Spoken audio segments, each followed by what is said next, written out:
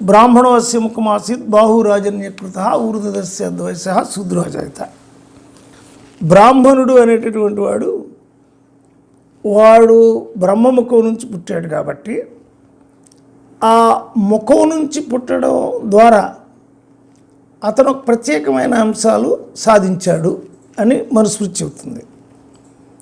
అయితే ముఖం నుంచి మానవ శాస్త్ర పరిణామంలో ముఖం నుంచి మానవులు పుట్టడం సాధ్యమా? అసలు బ్రహ్మకి 4 ముఖాలు. సరే, అసలు బ్రహ్మ అనేవాడి ఎవరి నుంచి పుట్టాడు? అసలు ఈ బ్రహ్మకి మానవుల్ని ఈ ముఖం నుంచి, చేతుల నుంచి, ఊరువుల నుంచి, పాదాల నుంచి పుట్టించే బాధ్యత ఎవరప్ప చెప్పారు?